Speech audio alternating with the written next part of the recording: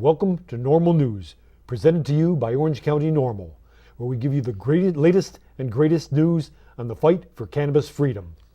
On our first story, we're going to talk to you a little bit about the measures, the ballot measures that mostly went under in the last election. Proposition 19 lost by actually a pretty close margin, 56% or 54% to 46%, I believe it was final, and that's still not even final yet. But there were a number of factors that were weighing against us, one factor being unclear wording on the measure. I had one word in there that I don't think anybody understood in it, and the notwithstanding this and notwithstanding that, nobody really understood exactly what the potential it had. Also, people were wondering what effect it was going to have on the dispensaries, and the people were also worried about the possible abuse of it and about the restrictions on the businesses and not being able to keep smokers from working in the businesses. But it's the first time that we've got this much vote for a total legalization measure. Although we were able to get a lot of students and young people registered to vote, a lot of people didn't actually end up at the polls the day of the election. So unfortunately, we didn't get that percentage of young people that we were expected to receive to boost us up, the percentage points that we needed. There was a poll conducted by George Soros afterwards, the Greenberg, Quillen, and Rosner poll that asked questions about total legalization. And even after the election, 52% of Californians still believed in legalization, which shows that it was probably the specific wording that they didn't understand or they didn't really approve of, or maybe it was the students that showed up. They also polled the young people, and they found out that young people approved this legalization 64%. So that just shows some of the things that we'll have to focus on in the future if we want to get legalization passed in California. But we have Measure 13 in South Dakota. This is the second time they've tried it. 4 years ago, they tried it. 4 years ago, they turned it down. So maybe South Dakota's not quite ready for it yet. Also, Measure 74 in Oregon. Oregon already has a medical marijuana program, well, medical marijuana legal, but they were trying to implement a more detailed program, and they weren't quite ready for the detailed program in Oregon on that yet. Yeah, when I went to this year's National NORML Conference in Portland, Oregon, I got a chance to talk to a lot of patients in the area, and it seemed that there was a lot of people that had concerns similar to the people in California. They were worried about all those growers who supply the medical marijuana industry and how they actually, bring up their families on this living. That they were worried about if the dispensaries opened, then the government would control it, and then these people would lose all their jobs and their livings. And same thing in California. A lot of the people that grow were worried about if it was legalized, that the prices would drop. And Proposition 203 in Arizona for medical marijuana is still not settled. There are a lot of close ballot issues that are still not settled yet and probably won't be decided until December of 2010. One other key issue, very, very key issue in California is the Attorney General's race, which between Steve Cooley and Kamala Harris. Kamala Harris, okay, thank you. And that's going back and forth almost daily. So we're hoping on a positive result on that one, but we'll see. Just of today, the numbers were actually Kamala Harris, 45.7, and Steve Cooley was at 45.9. So they're 0.2 percentage points different from each other. I think he had a lead of 9,500 votes at this time, and I know there were still some votes to be counted, and like we were talking about before, something this close is probably going to have to be recounted anyways. Mm-hmm. And despite the rejection of Prop 19 in California, the voters in Colorado are planning on putting a legalization measure on the ballot in 2012. 20 cities recently voted to ban collectives, but 9 voted to allow them. And right now, they've got a 49% support for legalization. As of 2006, it was 38%. So moving ahead in Colorado. Yeah, I could see it definitely happen in Colorado. At their 420 celebration, they have about 10,000 people join at the Capitol on that day to celebrate 420. They have a really strong scene there, and they have a lot of young people who are involved. So we'll just have to stay involved and just see what happens in Colorado. Another recent case that came out to a very, very positive result. James Stacy, who was facing like life in prison for federal marijuana charges, wasn't even really a federal case. He was going just about ready to go in to the court for his case, and they come up with a plea bargain offer to him. Hey, 3 years, and or was it 1 year? I think it was 1 year, and you'll be free. That was just probation, right? No. That was the first. That was the first offer. The first offer was 1 year in prison. He says no. He went, held out, and he got 3 years probation, no conviction, and he walked free. He was rated in, medical marijuana defense was part of his case, and he was part of the Operation Green. Green RX that District Attorney Bonnie Dumanis did in 2009. It's a shame. This is how it always seems to play out. And our next story, Costa Mesa changes their medical marijuana ban. Not a whole lot, but at least they backed up a little bit on it. As long as 3 or more people are not involved in growing or distributing. Wait a minute, what? I thought a dispensary was supposed to be a group of people, but Costa, at least they backed up a little bit. And off-site growing is still illegal, and they're still considering they've got a misdemeanor is still considered a misdemeanor, but they say they're not going to arrest you for it. Isn't that kind of like putting a gun to your head and saying, don't worry, I'm not going to pull the trigger unless you flinch? Yeah, Costa Mesa's ban's always been really interesting. It was one of the first cities in Orange County to ban medical marijuana dispensaries. And I remember the first time that they had their meetings, I was shocked to hear that they were including wording like to keep with the morals and the values of the residents of Costa Mesa, we're banning dispensaries. That's like an insult, a slap in the face to all the patients that live in Costa Mesa. Really? So I'm glad that they did some changes to their guidelines. Yep. And of course, our next story is kind of a plus on two ends. First of all, San Francisco. If you're a Californian, San Francisco won the World Series, and one of the local collectives, Our Relief Herbal Center, offered to patients a free joint if they were watching. That's if they were watching in the collective. So they didn't expect, they didn't want to have 10,000 people coming from the game down to the collective to get their free joint. But at least they got a lot of support, and they had, I guess, a lot of people in the game enjoying. I imagine so. Imagine one day when they can put it on the big teleprompter. Free joints if the Cubs win after the game. Now our next story, the Iowa Board of Pharmacy has reclassified marijuana as a Schedule II drug. Schedule II means that even though it has a, quote, high abuse potential, it still has medical uses. Now, I wonder why this couldn't be done in California. We have an interesting conflict here. We have the pharmacies or the pharmacy officials in the federal government saying, no, you may not. It is evil, evil, evil. And we have another pharmacy board saying, wait a minute, this is not right. This is not right at all. Well, how about this? Just today I read an email that the DEA is trying to reschedule Marinol, synthetic THC, from a Schedule I to a Schedule III to make it easier for doctors to prescribe. So how come they can move the synthetic version and not the natural plant component, which is actually more effective and a lot more cost effective? They only want to move marijuana from a Schedule I to a Schedule III that is naturally derived dronabinol, and it's encased in gelatin capsules. So that may also leave a window open for people that want to produce their own natural encased gelatin capsule medicines in the future.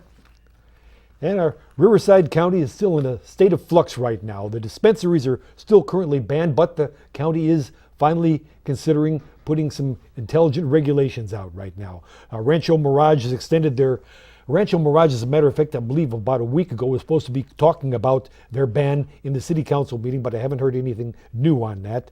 Thousand Palms has an operating dispensary, and Palm Springs has 3 operating dispensaries. So Riverside County is moving forward. Yes, that's good to hear, because there's a large patient population that needs to be served in that area. And in the past, deputies and sheriff's officials have been really hostile, so I'm glad to see things turning around. Mm-hmm. And we have another really, really positive note in terms of medical marijuana. And an Orange County autistic boy who received an injection when he was 16 months old and was unable to speak after that, after 9 years, because of some medical marijuana therapy, can now speak. His mother was talking with a local collective about something she read about a Brazilian doctor who discovered that, Magnesium, Magnesium was found useful in treatment of it. So she talked with the collective and they say, hey, magnesium is one of the minerals we put in the mix for growing anyway, so let's up the mix a little bit. They did, and it had positive results. I'm actually wearing one of the bracelets that people can purchase to support Joey and his mom at uf4a.org. So if you want to find more information about his cause, about his case, or if you want to donate to their organization, you can look it up at u4fa.org. Our next story, Dana Point actions are going to the California Supreme Court. Now, it's a touchy issue that they're dealing with right now. The Dana Point legislative subpoena for collecting records is appealable under normal procedures or has to be reviewed by petition for extraordinary writ. Extraordinary writ is a whole different standard. The people in the collective would have to demonstrate that the Dana Point officials abused their authority, abused their rights, and did things that were totally out of order to get their case there. And let's see. Next story, if you want to visualize 207,000 women praying for DEA sanity, out in front of the DEA, prostrating them, please, please, give us our rights. Let us use something for us. And of this 207,000 women, they weren't actually there in front of the DEA headquarters. This is how many people next year, how many women next year will be hit with breast cancer. And of that 207,000, 40,000 will die. So they're asking for a little sanity. That current therapies, besides not really working that well, also damage the other tissues, the other breast tissue, and they damage the heart tissue, and they kill a lot of other things besides causing vomiting and nausea as one of the little side effects. And they give you a pill to take care of the side effects. If you can't keep the pill down, what good is the pill? Yeah, the DEA needs to relax their guidelines and let there be more research on cannabis and treatments for cancer and AIDS, and it's just horrible. And then Long Beach City Council, after fighting long and hard to finally establish some regulations, some rules and regulations for dispensaries, after they finally got them written in to the books, got 3 council members who want to change the rules again. They want to have a 1,000-foot buffer zone between from parks, libraries, and child care centers. In addition to all the schools. Previously was just schools on that. Cultivation only in industrial areas, not retail. Limited collectors to 2 in each district, and the collectors are now ready to sue because they have the laws, after fighting long and hard to get the regulations passed, even though they were very, very unfair regulations. At least they had some regulations. Now they want to change those after they've passed them already. Not to mention the 37 people that actually won the lottery and paid their $15,000. Now what, they're going to hold another lottery to decide which ones that already got granted, their licenses, now those have to be shut down because they're going to narrow it down from 37 to 18. It doesn't seem right. And think about all the thousands and thousands of people that live in Long Beach, and if there's only 18 collectives. Santa Barbara voters reject Measure T, which would have closed all medical marijuana dispensaries, and they rejected it by a 60% to 40% vote. So we got some sane people in Santa Barbara. Yeah. Actually, because of some of the ballot initiatives that passed that imposed taxes on medical marijuana collectives, did you hear that Janice Hahn, City Council for Los Angeles, wants to actually impose a $50 tax on every $1,000 donated to medical marijuana collectives in Los Angeles? And they plan to put this on the next ballot. So, this is a bad thing because it might raise the prices for patients, but it's also showing that cities can make money off this medical marijuana industry. Instead of banning them, if they write guidelines and allow them, they can collect taxes. And this actually, dispensaries, medical marijuana collectives can be a viable part of a city's economy and provide a service of safe access. Very good. Thanks for watching the news segment of Normal News. I'd like to introduce to the show Mr. Joe Grumbine, medical cannabis activist and the leader of the Human Solution. Now, what is exactly the Human Solution, Joe? Well, the Human Solution is a group of patients, doctors, lawyers, collective owners, activists, people that care. We're a coalition of groups. We have members from NORML, ASA, MAP, a bunch of different groups that are part of us. And our mission is to educate and support patients, providers, and the community at large. And what that means is we teach classes, we do presentations, we speak at city councils, county boards. We support by raising funds for patients that need legal defense or in some cases court fees. We show up in court in hearings and trials. So we have a pretty big spectrum that we cover, but it's also fairly narrow in the sense that we're not a political group. We don't advocate, even though personally we do. As a group, we can't stand behind either a politician or a ballot initiative as a group.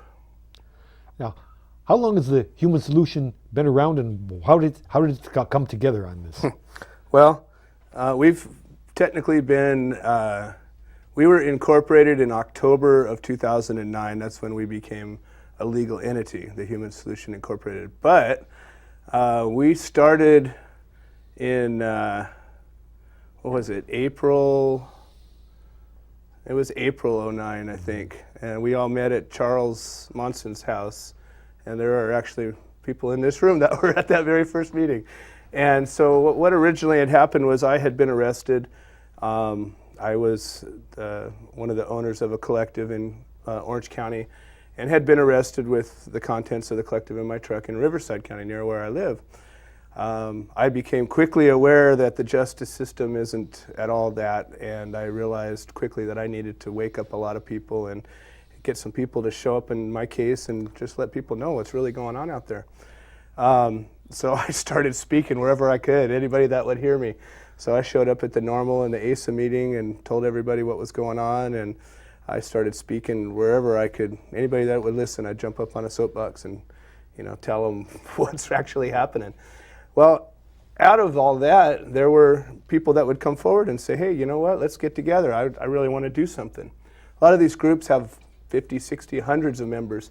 And out of those members, out of maybe 2 or 3 of them actually really want to do something, really want to make a difference. And so out of each of those groups, people came forward and we all got together and says, well, let's make something happen. So we called ourselves the Coalition, the California Coalition. And because we were a group of groups. And that's when Ronnie Knowles came to the forefront, and he was being sponsored by Green Aid, I believe, and his legal fees, they stopped sponsoring him. He needed to raise a bunch of money for his legal defense. And we said, well, and I was knee deep in a case, and we said, well, why don't we do a fundraiser? And so we all got together and we put together the Freedom Fighters fundraiser out in Willow Creek Springs in Paris, and that happened in July of '09. That's where it all began. And then ultimately we took the money that we raised, since we weren't that good at raising money. We were good at making a great event, but didn't raise that much money, and we raised enough to set up this corporation. What plans do you have for the organization, the Human Solution, in the future? Well, we just finished a board meeting last weekend, and we have officially adopted a patient relief fund. And so it's going to be kind of like Green Aid, only much better. It's going to be a tool that somebody who either knows one of our members or is a member can apply to the fund, and it would give them a tool to raise funds for their own legal defense. Or in the event, I mean, when people get raided, they get affected in a lot of ways. It's not just that you need to pay lawyers and court fees. People lose everything they have. They have their whole houses torn apart and all their bank accounts seized. And somebody might have a family with young children and can't pay to keep the lights on, that sort of thing. But primarily it's, a legal defense and patient relief fund. That's a big part of it. We're going to be spending a lot of time this year coming up putting on presentations and classes, and we're going to be particularly educating people on how to get the federal law through the system. People don't know anything about it. People know that Barney Frank's got a bill out there, but nobody knows anything about what that process is. So even though we can't, as a group, the group can't stand behind any legislation, we can teach people about the process and how it works and how to contact their congresspeople and how to make a difference. And that's a big part. We were originally formed because there's a stigma surrounding and clouded with medical cannabis, or cannabis period. And the stigma is based on misinformation and no information. And the only thing that we can do to fix that is to teach people about it, teach people the truth. That will fix everything. That's the solution. And that's what this is all about. And so, we're going to be spending a lot of time putting together classes that will range from, basic advocacy training to cultivation classes to public speaking. We're going to be going down to El Centro on December 7th because Joanne, I don't remember her last name, but her collective was raided. She's got a hearing down there on the 7th, and she says the council's open to our side of things, but nobody's getting up and speaking. And there's nobody really standing in opposition. So we said, well, we'll send some of our people down there. We'll speak in front of the council and try to educate them. Maybe they'll think it right to enact an ordinance that will allow for safe access. And so that's part of what we do as well. You're telling us about Ronnie Knowles. What do you want to share anything about his case possibly, or any Absolutely. That's one of our biggest, it is clearly our biggest success story. We showed up at Ronnie's sentencing hearing. I forget even where it was. It was the end of August, I believe. And probably we filled the courtroom. These little solidarity ribbons were all in the whole courtroom, and we stuffed it full. There was no room in the courtroom. We filled up the hallway as well. Believe we made a difference. It didn't ultimately affect the outcome, but at least it pushed it where the judge reviewed the case and spent time before she did her evil deeds and sentenced him. So we decided right then and there, it was a split decision. I said, well, let's make a difference. Let's keep him from going to jail. And what that required was the judge had imposed a $15,000, just shy of that, fine, whatever you want to call it. And a little over 6,000 of it had to be raised by October 23rd. And I said, let's make a difference. Let's raise this money. So we did. We put together what we call the Labor of Love Barbecue, and we raised some money. We had some speakers and music, and just did an outdoor barbecue. And then a bunch of groups got together, the Human Solution and Lanny's group, MAP, and Yes We Cannabis, all got together and did a fundraiser out in Palm Springs. We raised almost $3,000 there. And then we did a spaghetti dinner, which didn't work well as a fundraiser, but we got all together and had a great spaghetti dinner. And then, of course, Candace did the bingo, and actually the money they raised actually pushed it over the top. We ultimately raised, with the donations that came in separately, and Ronnie and his wife actually hawked their wedding rings, but we actually came like $80 over what we needed. So everybody pulled together, and I can honestly say this was our biggest success story, to date, was that we actually made a difference. We kept a man and his kids together, and he didn't have to go to federal prison. Now, have you had any recent? You mentioned that you had a problem with the authorities before. Have you had anything more recent than that? Encounters? Yeah, I've had all kinds of problems with the authorities. My collective was raided December 17th, 2009, and we're in the middle of that case, so I can't talk much about it other than that it looks like they're moving it forward. Steve Cooley was directly behind that case, and he offered us a plea, which of course we're not taking, and they're getting ready to file on us. So that is going to go forward, and the original reason that this group was formed, you know, the reason that I felt it so important that it had to exist is now coming to be called again. Just need people to come up, you know, and be there at court. I've had, since I decided to be legal, I've had more trouble with the law than the whole rest of my life put together. But what it's done is it's made me realize that it's important enough to fight for it. It's important enough to get out there on the front line. And you know, I wouldn't take a plea. I encourage everybody, if you're ever in the justice system, don't take a plea. I mean, there's times when that's the only choice you have, right? Like Ronnie, he had to, otherwise, you know, he probably would have done federal time. But if there's any way, don't do it. You know, each time we win a case, and they very seldom convict, a jury very seldom convicts anybody in trial. They don't want it to go to trial. They try to take it, you know, get you to take that plea right up all the way until. So I'm not taking a plea, never did, never will. And I hope at least there's some sanity in the jury system, not so much the justice system, but at least the jury pool. And that's what educating people can make a difference. You never know. You know, I walk around with this ribbon on me all the time, and at least 3-4 times, at least a couple of times a week, somebody comes up to me and says, "What's the ribbon for?" And I get at least a chance to talk to them. And who knows, that person could be a juror. And you know what? It only takes one to hang the jury. If you can get one person to see the truth, you can make that difference. And whether it's for me or you or anybody else, it doesn't matter. Nobody should ever go to jail over a plant, ever. I don't care what plant, even cactus.